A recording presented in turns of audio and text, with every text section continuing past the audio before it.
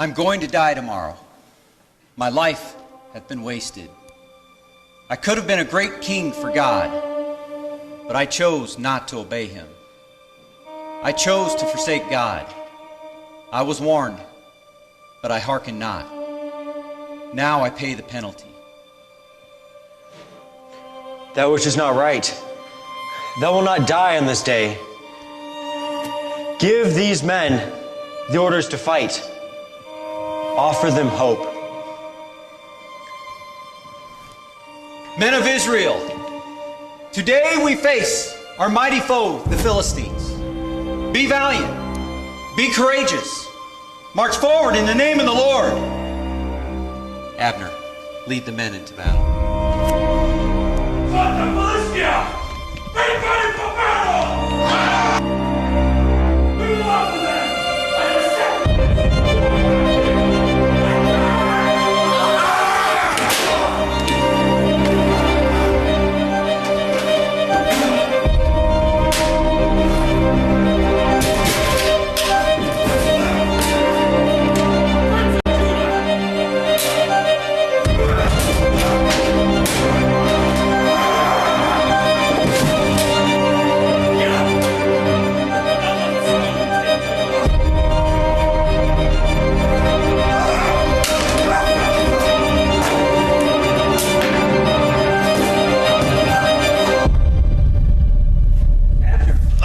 How goes the war?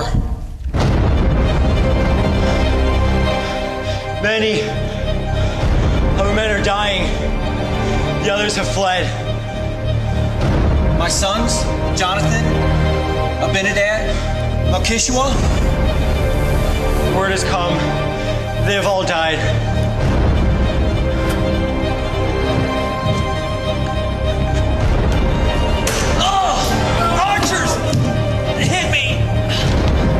I'm sore wounded. No. Armor bearer, draw thy sword and thrust me through therewith, lest these uncircumcised Philistines come and thrust me and abuse me. I cannot touch the Lord's anointed. Do not disobey my command. I will not. I shall take my own sword and fall upon you. No. No. So Saul died for his transgression, which he committed against the Lord, even against the word of the Lord, which he kept not, and also for asking counsel of one who had a familiar spirit to inquire of it. David mourns for Saul and Jonathan. Saul and Jonathan were lovely, pleasant in their lives, and in their deaths, they were not dividing.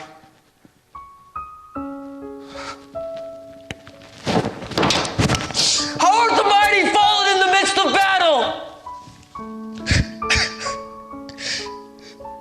Oh, Jonathan, that was slain in thine high places.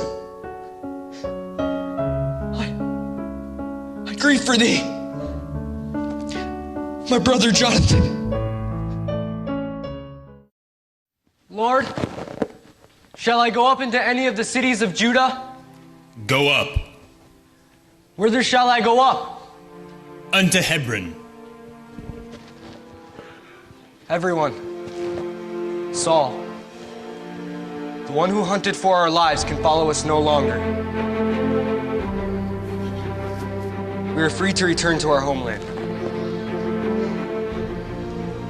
But the Lord hath instructed me to reside at Hebron. Then we shall all dwell at Hebron as well. My family will follow. Uncle, with the death of King Saul, we discussed amongst ourselves. We, the house of Judah, will anoint thee king over us. Long live the king! Long live the king! Long live the king! So David, 20 years after the prophet Samuel anointed him king, reigned over Judah and Hebron for 7½ years. Abner, general of King Saul, took matters into his own hands and crowned Saul's weak son, Ishbosheth, king over all Israel. As Abner fought against General Joab in the house of Judah, the house of Saul grew weaker and weaker, but the house of David grew stronger and stronger. With the death of Abner, then Ishbosheth, all the tribes of Judah came unto David in Hebron. How much farther to Hebron, brother? Over the hill, you shall see the city trailed in the valley below. There that will be many gathered together, waiting the king's coronation. Is the David going to be crowned king, the same David that killed the giant Goliath with only sling, Josiah? The same man. Behold all the people. I have not seen so many people in one place. It will be a grand occasion. See that long column of soldiers marching in formation with swords and shields glittering in the sun. Why are they coming? To help turn over the kingdom of Saul to David. Each of the 12 tribes of Israel are coming to crown David king over them. That will make 300,000 men of war, and all the animals to feed hundreds of thousands of people for the 3-day celebration, and carts pulling cakes of figs, clusters of raisins, and oil for cooking for the feast. My time has come. My servant David is graduating from the College of Humility, Suffering, and Injustice. He has patiently trusted me to work my will in his life. David, who had been expelled from the court of Saul, who fled to the mountains, hills, and caves of the earth to preserve his life, is about to receive the highest honor that can be conferred upon man by his fellow man. More than 8,000 priests and Levites have arrived. Nearly 500,000 souls stand attentively to witness the crowning of the son of Jesse. We are gathered here at the direction of God. More than 15 years ago, God told our prophet Samuel to anoint in secret a shepherd boy, David, youngest son of Jesse, to be the next king of Israel. Today, we publicly anoint him as God's divine choice, king over all Israel. Long live the king! Long live the king! Long live the king! Behold, David, son of Jesse, I bid you, kneel before me. Dost thou, David, solemnly swear that thou wilt, to the best of your ability, act in accordance with God's will in the ruling of his people? I do solemnly swear. David, son of Jesse, with this holy oil and the command of God, I anoint you king of Israel. O God of Abraham, Isaac, and Jacob, we thank thee for this man whom thou hast chosen to rule over Israel. Wilt thou give him the strength and the will to follow after thee all the days of his life, and to wisely rule thy people Israel? David, upon your head I place this royal diadem, and in your hand this royal scepter. And I now, priest of Israel and servant of the living God, pronounce you, David, king of all Israel. Long live the king! Long live the king! Long live the king! I perceive that the Lord has established me king over all Israel, and that he has exalted his nation for his people's sake. He alone is our strength and our salvation! Lord, you are my strength and my salvation. You are mighty in power and grace. Lord, you are the light of every nation. I will sing and rejoice, lift up my voice. Lord, you are worthy of my praise. Lord, you are a rock, a mighty tower. You are shelter in times of great storm. You are worthy of glory.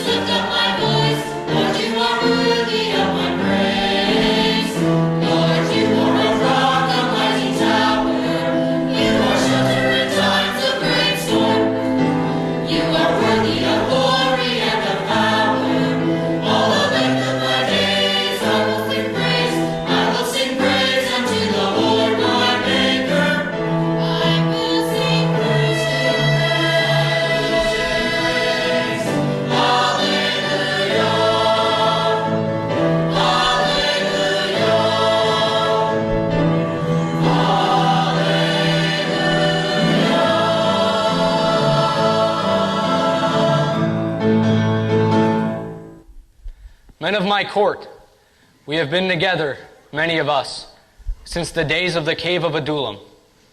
Others have served under Saul, but now we are one unified kingdom, God being our supreme ruler. We are his chosen people. He has promised Abraham, Isaac, Jacob, Moses, and others that our nation would be as the sand of the sea, countless as the stars of the heavens, the greatest of all people. If we keep his covenant, we will be a powerful people.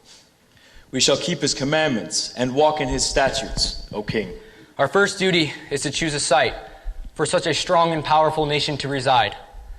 On that site we will build Jerusalem, which will become known far and wide as the capital city for the nation of Israel. In days of old it was known as Salem, and as many of you know, Melchizedek the priest lived there. It is elevated and thus protected by hills. It also has easy access to all of our tribes. Are there any objections to this site? I am in full accord with this location. But I must point out, the city of Jebus has been occupied for quite some time. The fortress is nearly impregnable. I've inspected the defenses of the city. It hath no flaw, unless the Lord our God provide a miracle. We have no hope of conquering Jebus. But there is a flaw, nephew. There is one small flaw. What is this flaw? There is no well or spring of water inside the walls of Jebus. The Jebusites built tunnels and dug a shaft leading into the spring of Gihon to draw buckets of water back into the city. A tunnel. There is only one way into the city, and it is through that tunnel. Whosoever goes through the tunnel, he can get in the city and hopefully open the gates for our armies to enter. Whosoever getteth up to the gutter and smiteth the Jebusites, he shall be chief and captain. It shall be done. Sir, from my lookout there appears to be an army approaching the city from the highway that leads to Hebron. Guard, sound the alert. Allow our people to enter, then close and secure the gates. Whose army does it appear to be? Not exactly sure, sir, but it almost appears to be David's. Little David's band of 600 men coming to attack with his slingshot. He is now king of Israel with tens of thousands of men at his side. His army is no match for a city with walls tens of feet high. In the name of David, king of Israel, open the gates and surrender this city. Save thyself and thy people before my army shall take this stronghold. For centuries our city has withstood attack. We shall see. Come, Eliab. Let us make our way to the spring. Perhaps we can make our way inside and take the city.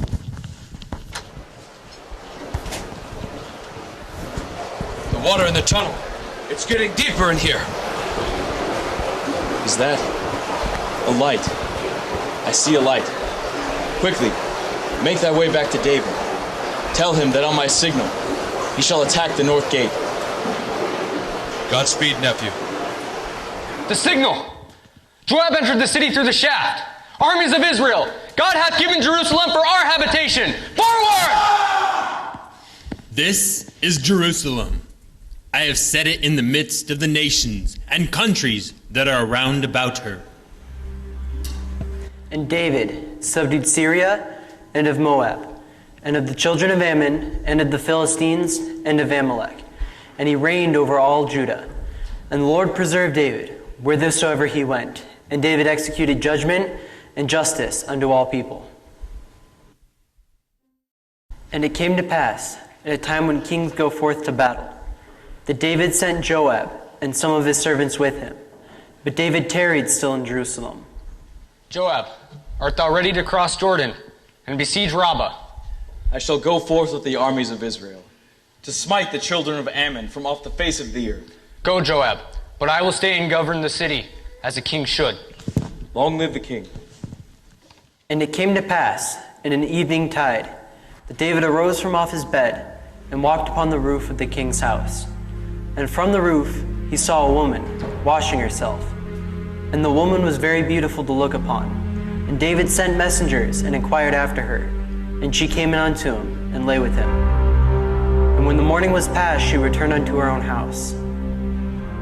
Hannah, when the king sent for me, it was not for news of my husband Uriah. My lady Bathsheba, if your noble husband is well, then why would the king of the land send for you? Hannah, we have sinned against Uriah and our God, and now I bear his child. God, forgive us this trespass. I can keep this a secret for only a short time, then I will be stoned.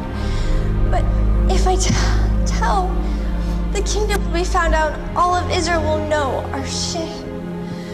My lady Bathsheba, in the eyes of God, it is already found out. King David should be informed. That was well spoken. Wouldst thou deliver the message? At thy bidding, my lady. My king, I have a message for you. I am Lady Bathsheba's maid and confidant. She wants you to know that she is with child.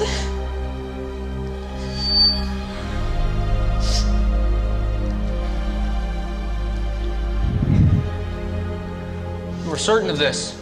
Yes, my king. Assure her that I will take full care of the matter.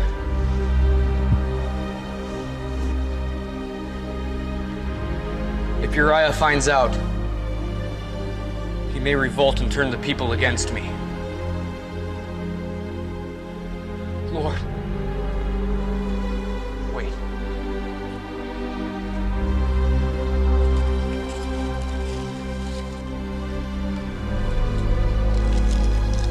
Messenger!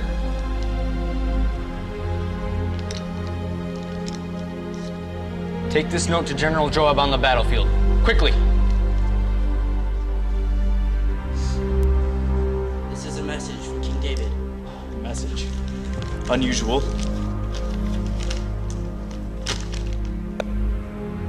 Send me Uriah the Hittite. Messenger, bring me Uriah, quickly. Go.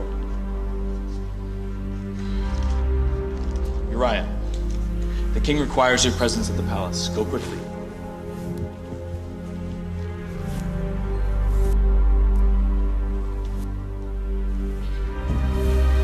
Uriah, how fares General Joab? How goeth the war, and the men that are in it? It goeth well, O king. General Joab is the wisest of all your generals. The children of Ammon are well nigh destroyed. This pleases me well. Go down into thine house. You have deserved it. Yes, my king.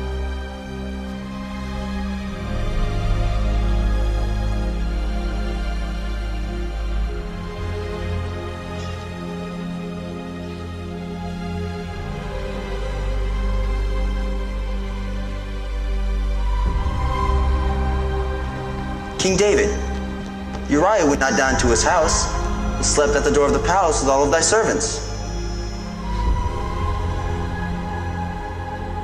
Call him in.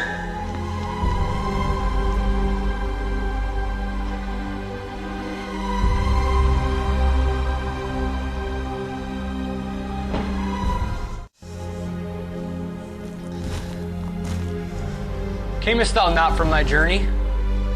Why then didst thou not go down into thine house?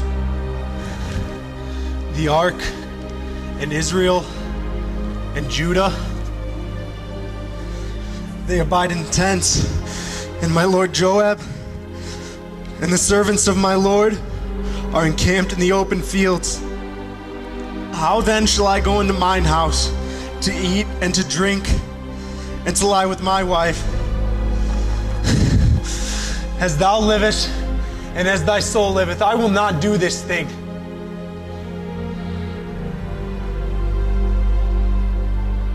Thou art a very conscientious and noble man, Uriah. You may return to battle.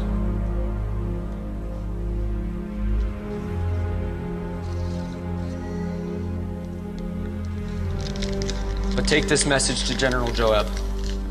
Yes. Long live King David.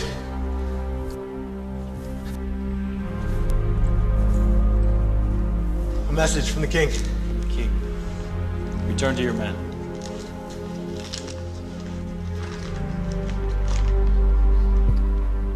Set Uriah in the forefront of the hottest battle, and retire ye from him, that he may be smitten and die.